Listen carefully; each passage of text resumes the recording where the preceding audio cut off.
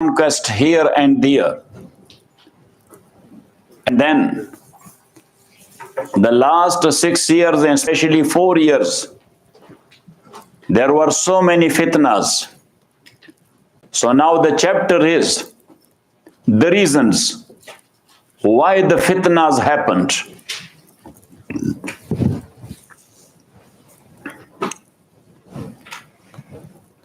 Until that time, most of the major Sahaba, they had passed away.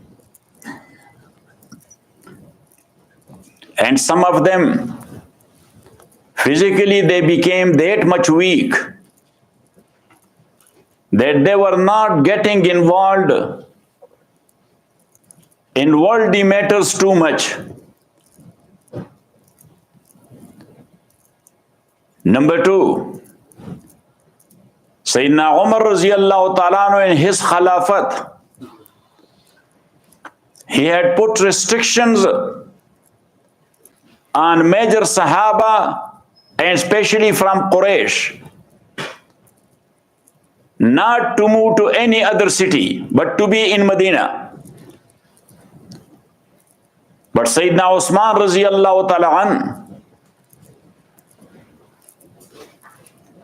he allowed them to go anywhere.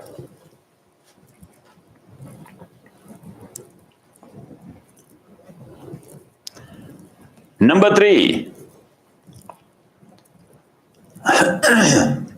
those who entered to Islam because of its dominance, they were looking for their vested interests.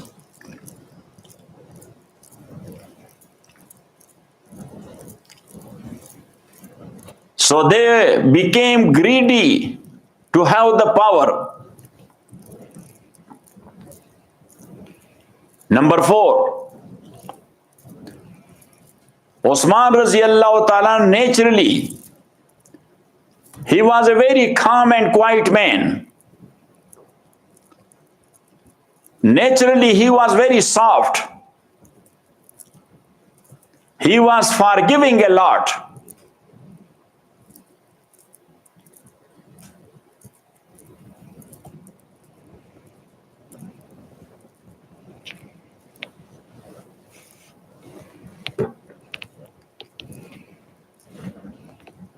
Now, he even from his own wealth, he was doing good to his extended family. He was a rich man.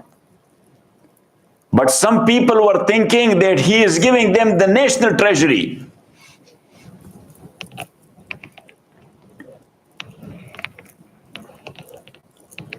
Number six, the Jews who were busy in conspiracy since this time of Rasulullah sallallahu alaihi wasallam.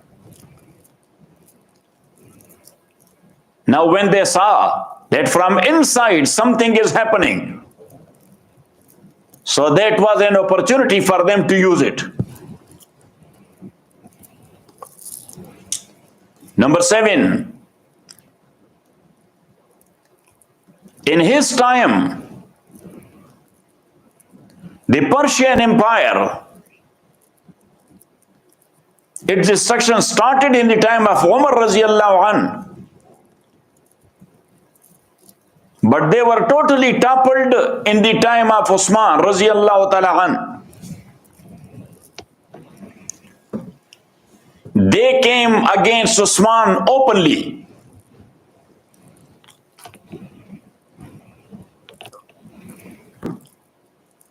So now to concise this whole scenario, so three types of fitna happened. Number one, the differences between Banu Hashim and Banu Umayyah. They were cousins. Since the time of Jahiliyyat, their feud was going on. But as Islam was dominant, and in the time of Rasulullah sallallahu alaihi wasallam, Abu Bakr and Umar radiyallahu anhuma, the major Sahaba were there. Their iman was strong. So this old time feud never erupted. Number two, differences of Quraysh and non-Quraysh. As the Khulafa extended too much, on one side it went to Africa, but even to Europe, knocking at the doors of Europe. A part of Europe of nowadays that was under the Sultanate or Khilafat of Osman radiallahu anhu. And the Central Asia, the Middle East, even up to India, these areas were conquered, included in Khilafat. So it means that the Khilafat land was too much vast area.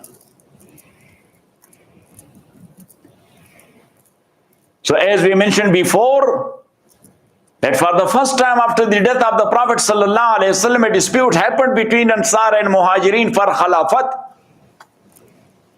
But when Abu Bakr said, Rasulullah ﷺ said, Al-A'immatu min Quraysh, that Imam after me will be from Quraysh. So the dispute vanished. But now, at this time, the non-Quraysh was also looking for power. Number three, the differences of Arabs and non-Arabs. As we mentioned that it was expanded to 3 continents. So non-Arab were also looking for power. And the famous historian Tabari, Tarikh Tabari or History by Tabari, that's very famous book and that's the authentic source. So Tabari, he has written that in Medina, some people, because of lot of wealth, they got involved in enjoyment and entertainment a lot. So most of them, they were hunting the birds a lot and having the pigeons. Kabutar bazi. Kabutar bazi. Sayyidina Usman radiallahu ta'ala an, in 8th year of his Khilafat, he appointed one man from Banu Lays, that wherever you find the pigeons, so cut its wings, so the competition may not take place. Got it? And also, they had made at that time for birds hunting a type of sling which was almost looking like a gun of nowadays. So they were shooting the birds with. So he ordered the same man, wherever you find it, just break it.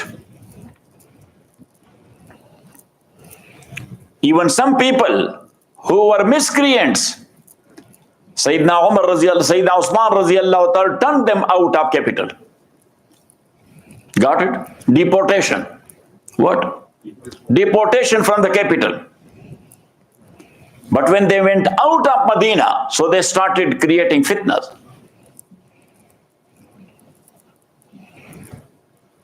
One man, his name was Ka'b ibn Zil Habaka. He was too much in play and sports and waste of time and gathering people together. So Sayyidina Usman radiallahu ta'ala, he deported him to Sham, Syria. So he started creating fitna there against Usman radiallahu anhu. Another man, Dhabi ibn al-Haris,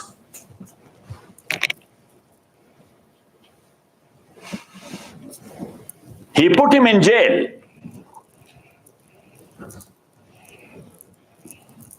As long as Osman was alive, he was in jail.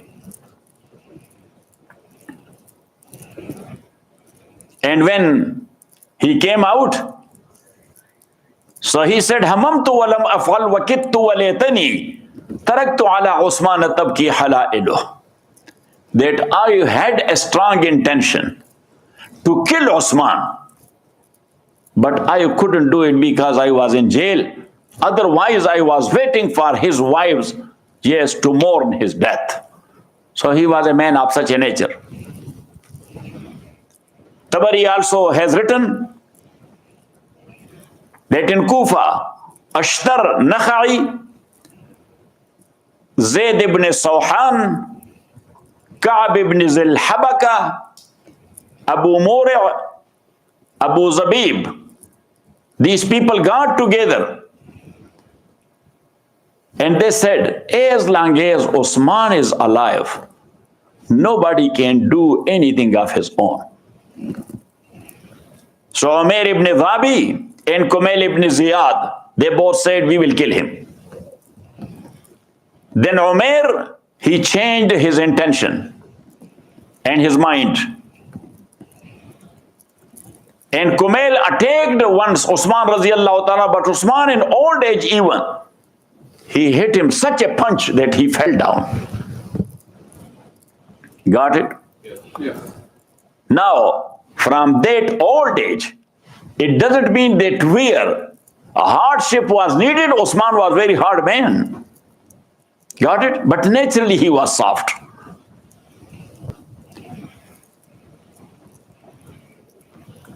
In Huququllah and Huququddin, what's the due right of Deen or what's the due right of Allah?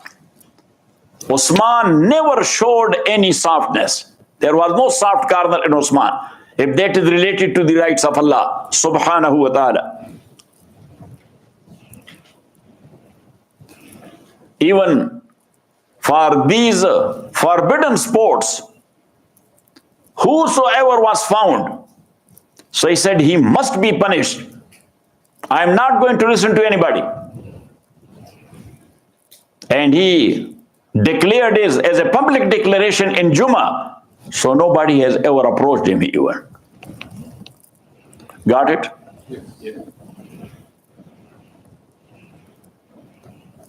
And as we mentioned in the biography of Umar radiallahu ta'ala an, that at Hajj time he used to sit there in Baytullah, and people from all around the Khulafat, he was asking them, tell me about your governor, about your collector, about your police chief, about this and that, the officials. So if there was any complaint, Sayyidina Umar radiallahu ta'ala, he was like, come forward. What's your answer?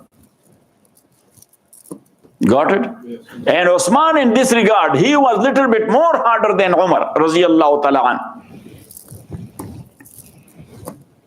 But all these things, and the foremost is that when Osman radiallahu ta'ala and his army entered to Europe, so then the Europeans said that is a problem.